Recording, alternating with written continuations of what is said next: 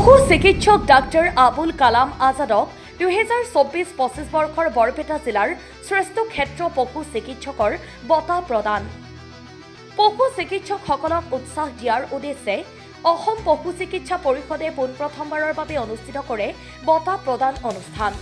পশু চিকিৎসাৰ ক্ষেত্ৰত বিশেষ অৱদানৰ বাবে 2024-25 বৰ্ষৰ বৰপেটা জিলাৰ শ্ৰেষ্ঠ ক্ষেত্ৰ পশু চিকিৎসকৰ বঁটা লাভ কৰে বৰপেটাৰ পশু চিকিৎসক ডাক্তৰ আবুল কালাম আজাদে। বঁটাৰ লগত তেখেতক মানপত্ৰ আৰু নগদ ধন প্ৰদান কৰা হয়। বৰপেটা প্ৰেছ ক্লাবত অনুষ্ঠিত এক অনুষ্ঠানত ডাক্তৰ আবুল কালাম আজাদক এই বঁটা প্ৰদান কৰা হয়। বঁটা লাভ কৰি ডাক্তৰ আবুল কালাম আজাদে কয় যে এনেধৰণৰ বঁটাই কামৰ প্ৰতি উৎসাহ যোগায়।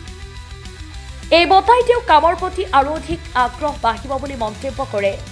তেওঁ লগতে কয়, যিমান পাৰোঁ মই বিভাগৰ হৈ কাম কৰি যাম। ব্যুৰো ৰিপৰ্ট, পি সংবাদ। আজি বৰপেটা জিলাৰ শ্ৰেষ্ঠ পশু চিকিৎসক হিচাপে মোক বাছনি কৰিছে। মই সকলো পশু চিকিৎসক আৰু লগতে আমাৰ জিলা পশু চিকিৎসা বিষয়া মহোদয়কো বহুত ধন্যবাদ কৰিছে মোক বাছনি কৰাৰ কাৰণে। বঁটা পাই নিশ্চিতভাৱে দায়িত্ব বাঢ়িল, কাৰণ এই বঁটাটোৱে আমাক উৎসাহ আৰু বেছিকৈ বঢ়াই দিয়ে আৰু লগতে আৰু কাম কৰাৰ সদিচ্ছাটো আৰু বাঢ়ি যাব।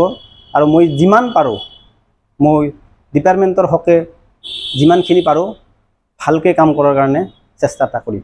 মই যোৱা 5 বছৰ ধৰি 2টা ডিছপেঞ্চেৰী চলাই আছোঁ। তাৰোপৰি জিলাত ডিষ্ট্ৰিক্ট নডেল অফিচাৰ হিচাপে আমাৰ ৰাষ্ট্ৰীয় পশু ৰোগ নিয়ন্ত্ৰণ আঁচনিৰ বৰপেটা জিলাৰ নডেল অফিচাৰ হিচাপে মই যোৱা 5 বছৰ ধৰি কৰ্মৰত হৈ আছোঁ।